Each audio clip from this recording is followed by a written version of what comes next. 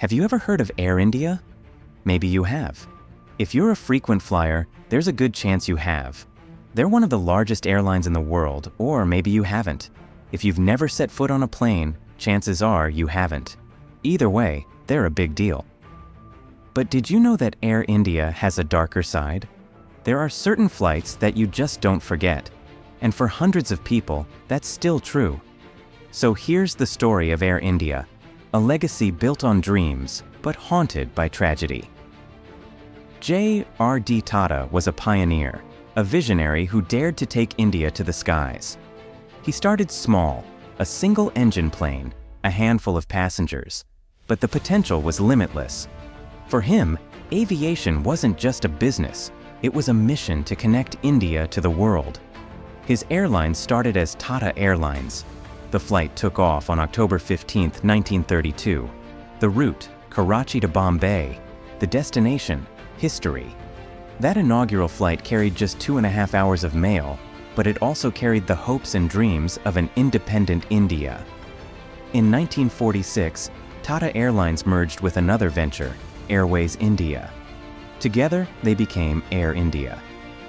When India gained independence in 1947, Air India became the country's flag carrier. The Maharaja of Kashmir was so impressed by the airline that he gifted a fleet of 4 aircraft. Air India became a spectacle. The planes were painted with elephants and peacocks, symbols of India. The crew wore elegant white uniforms. The food was a fusion of flavors, a reflection of India itself. By the 1960s, Air India had become a luxury experience. Their Boeing 707s were the epitome of style. But behind the elegance, cracks were beginning to show. Then came January 24, 1966. Air India Flight 101 was supposed to be routine. The Boeing 707 was flying from Mumbai to London via Geneva. But as the plane approached Geneva, disaster struck. The jumbo jet smashed into the snowy slopes of Mont Blanc. All 117 people on board perished, including prominent Indian scientist Homi J. Bhabha. It was a devastating blow. India's best and brightest had been lost. The cause, human error and bad weather. But some whispered of sabotage. The shadow of the Cold War loomed large. The investigation couldn't pinpoint the cause for sure, leaving many questions unanswered. But Air India pressed on. The Maharaja of Jodhpur once said, "When you have elephants on the tail of your plane, you cannot avoid a crash." But Air India kept soaring until June 23, 1985, when fate struck again. Air India Flight 182 was flying from Toronto to Delhi. But mid-flight over the Atlantic, the plane exploded. 329 people were killed, most of them Canadians of Indian origin. A single suitcase bomb had brought down a jumbo jet. The investigation pointed fingers at Sikh extremists in retaliation for the 1984 attack on the Golden Temple, Operation Blue Star.